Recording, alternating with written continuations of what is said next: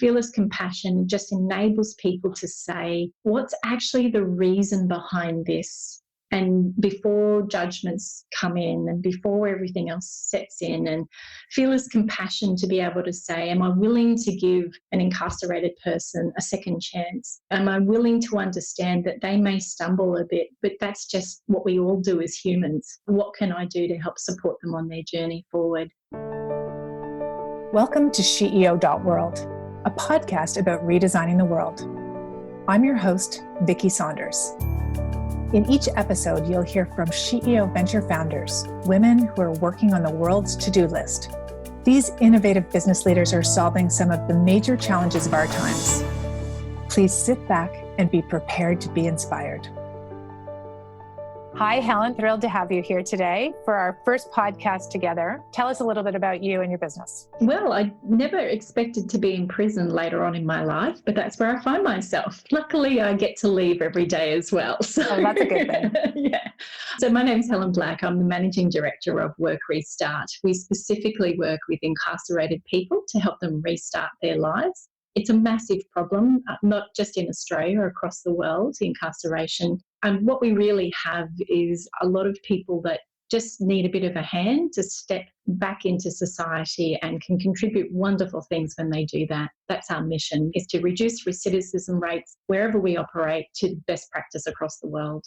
That's amazing. Can you tell us a little bit about the background behind this issue, recidivism, how our structures, we talk a lot at CEO about systems being broken and need to be redesigned. Can you tell us a little bit about the problem behind this? Yeah, I think the hardest thing is what we find is that drugs is at least 80% of the reason that people are behind bars. So, it's just insidious. There is all sorts of reoffending tends to occur in people that have been disadvantaged to start with in most cases. And they're not generally the sorts of people that we see on TV that scare the hell out of us. They're actually just normal people who have had a bit of a bad start in life and made some silly choices, and just given the right role models and pathways forward, they can actually contribute effectively. Reoffending rates in Australia are 46%. So that means that the system isn't quite working because it's supposed to be about rehabilitation, but half the people will reoffend and be back inside again within 2 years of release.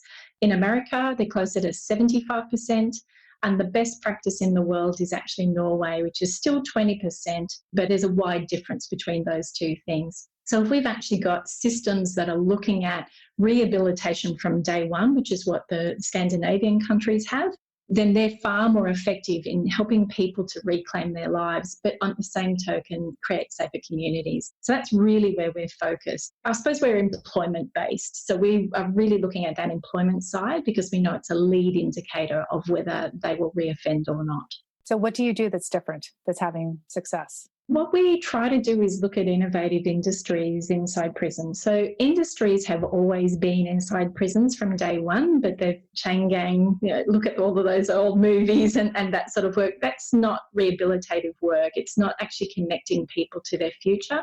So what we look at doing is looking at really innovative things. So we established Australia's first digital studio inside a prison, and that helps people that are actually really engaged and can contribute positively in that area when they get outside. But it's also looking at collaborative partnerships. So where are the job opportunities? How can we work with employers and social enterprises and other people on the outside to create collaborative partnerships so that they're learning skills and training on the inside in a really positive role model environment, because we're all about future. We don't care about past. We're about where they need to go forward to.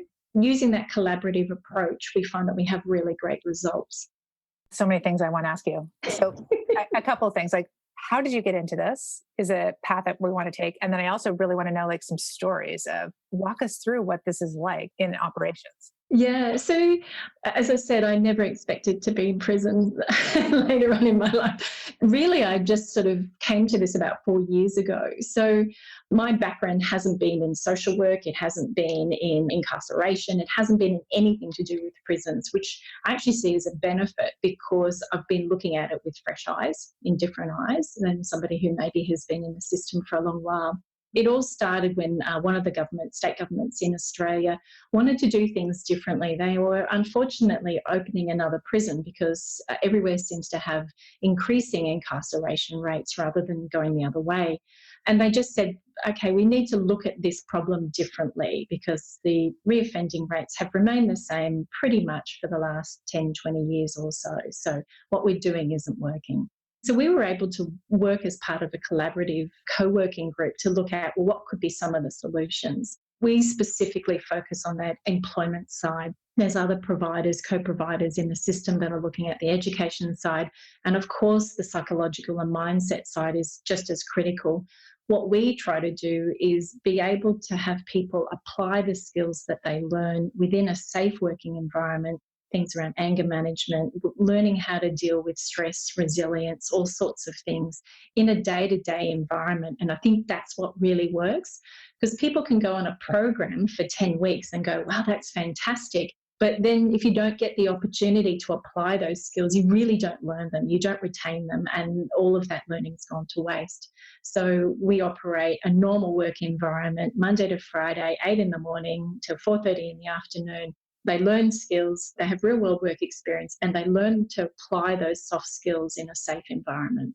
That is really cool. So do you have a story of someone that sits with you that really makes you happy about the work you're doing? Yeah, actually there's many. Probably one of the first ones that really woke me up to the power of looking at this in a different way was a gentleman who has tats all over him. He's just, the sort of person that some people might be a bit afraid to run into in a dark alley. But he had been known to be a troublemaker within the centre. He came into our digital area and was just amazing. He was a duck to water. So he was a welder, a fitter and turner welder on the outside, had been brought up in a bit of a criminal environment and was in there for quite a serious crime. Bit of a lad, I suppose. He came into our digital area and he just took up virtual reality like nothing else. So we were teaching virtual reality. And I think the day that it really dawned on me, the power of connecting people with what they can see their future to be, was that I was looking at his work. I'm not a tech person, so I certainly wasn't teaching this. And I just said, oh, well, that's really good. And here's this grown man, tats all over him, bald head, jumped out of his seat and just was, oh. It occurred to me at that point in time that he hasn't been told how good he is at something many times in his life, or the things that he's been told that he's good at are things that really aren't necessarily what we want to have, people in society being good at. So his ability to stick with it, he's been there now for 3 years because he's in for quite a serious crime, so he's been with us for a while. His learning has just gone through the roof. He has just changed so much in terms of his behaviour. He teaches other people. He's a fantastic person. Any employer would love to have him as an employee in their work environment. And this is the power of creating opportunities for people to see themselves in a different light when they actually get out, and connecting in with that part of them that really resonates to their own purpose. If you've worked in a job that you find is meaningless, then, where does your purpose sit? Whereas when you can connect to that thing that actually makes your heart sing, it's amazing the redemptive power of that. So how does your business model work? Well, we are self-funded, but yes, sometimes can be very tricky. So yeah, essentially our business model is that we have industries areas inside the prisons. We work with social enterprises, not-for-profits and some for-profit organisations. They place work inside that helps us train and provide real-world work experience. We get some funding from that work that comes inside, and that pays for our staffing and our programs and things like that. So the benefit of that system is that rather than that, the value exchange is what we look at for people that we're working with. So fundamentally in Australia, legally, prisoners are not allowed to earn an income. So we have to look at a value exchange in a different way. And that value is, are you getting educated? Are you actually getting value out of being in our areas? And we know that there is, because we have massive waiting lists to be able to come into our areas. People are getting jobs when they get out from our areas and all sorts of other things. So we know that the value equation sits there for the people we're working with. And the best part of that as well is it sits there for the companies because they're actually able to use funds that would have gone overseas to be able to help Australian people, because we're based in Australia at the moment, restart their lives. Well, and they may find future workers too, right? Yeah, absolutely. Yes. Yeah. Is it long-term? Like how do you measure success for yourself in this organization? Yeah, success is to us a very fundamental thing, which is has somebody reoffended or not. So that's a 2-year time frame. We also operate off a theory of change, which looks at what do we see as the core elements that we can influence in our areas, because we can't do everything, but what are the core elements that we can do and how do we apply those in the context of our environment? So our theory of change looks at self-determination, which is autonomy, it's competency and belonging. So we look at those 3 things and say, how are we actually developing those skill sets or developing those measures within inside our work? And is that effective as well? So we've only really just worked on our theory of change due to COVID because we've had a little bit of time to be able to do things. I suppose it's just articulating what we've been doing organically into a much more measured system of how we actually implement change and how we track it, so that if things aren't working, we can actually be more proactive about addressing those things in a timely manner. And what is your favorite part of what you're doing? Being able to see people empower themselves to make change. When somebody's stepped over that line, we can only do so much. There's work for them to do. They've got to work on themselves. They've got to often work on their family.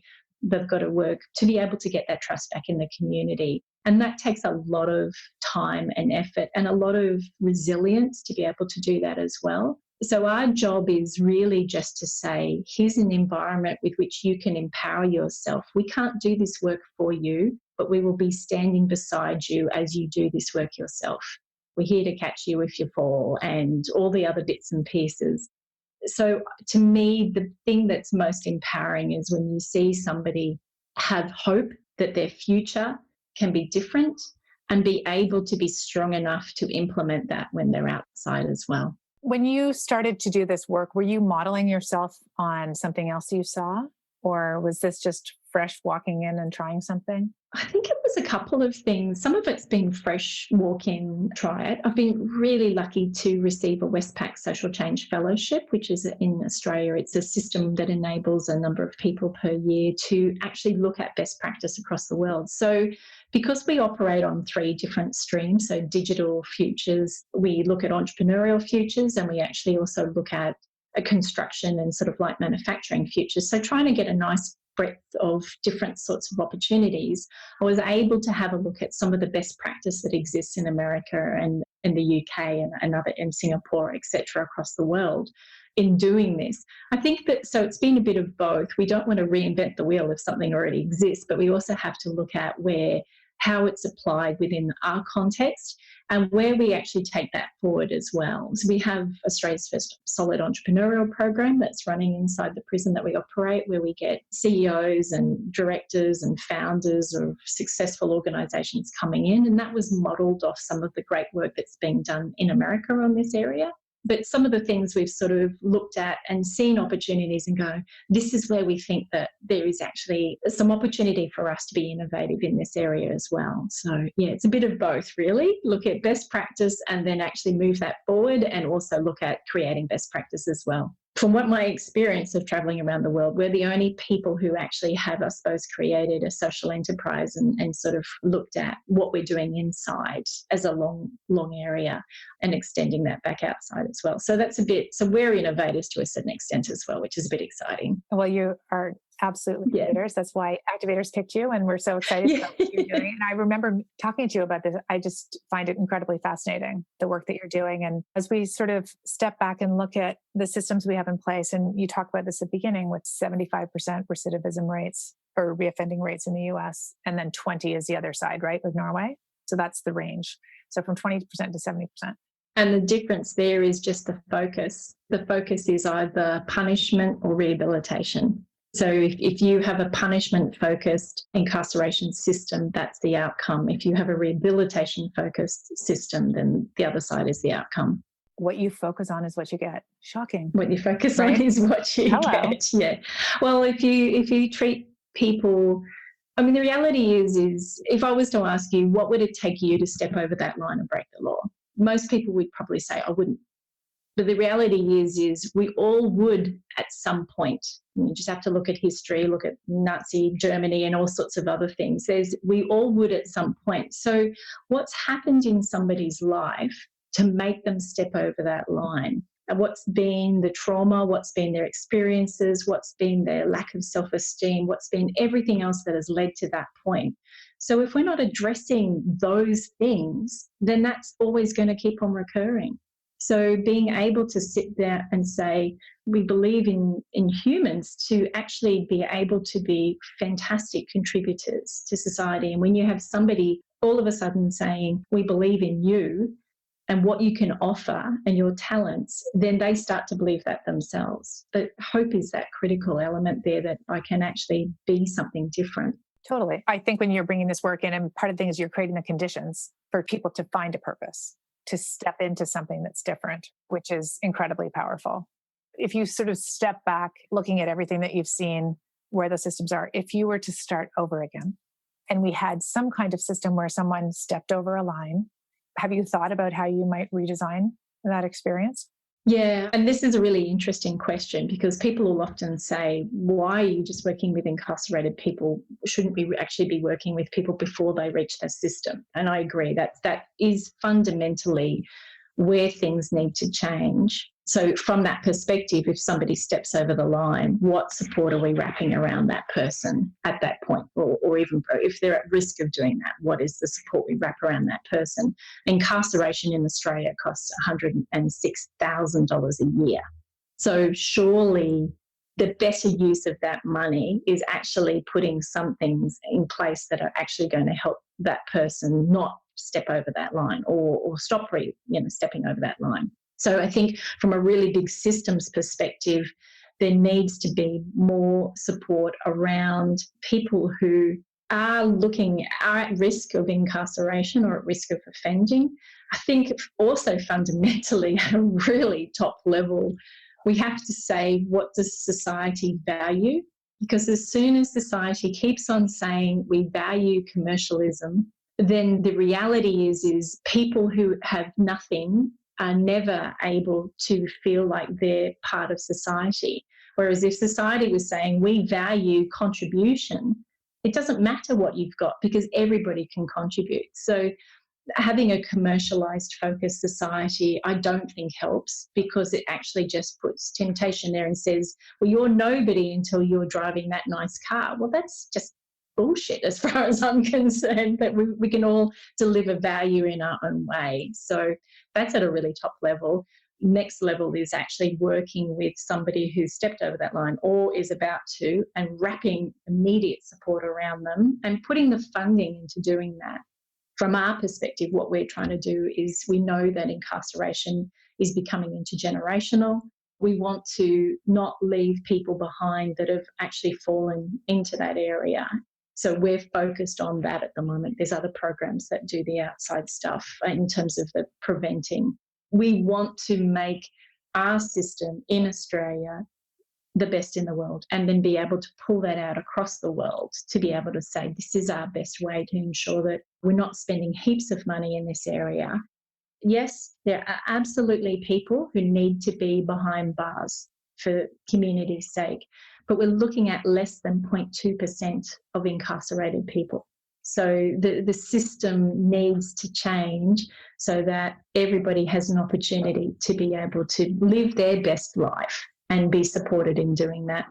Honestly, when I hear these stories, I'm just like, we need to redesign everything. Yay, women, go. The lovely Monica Bradley, who is an activator in Australia, was one of our first mentors coming in on our entrepreneurial program. And of course, Mon went to, we need to set up prisons as social enterprises. We need to have a completely different philosophy. And I agree with that too.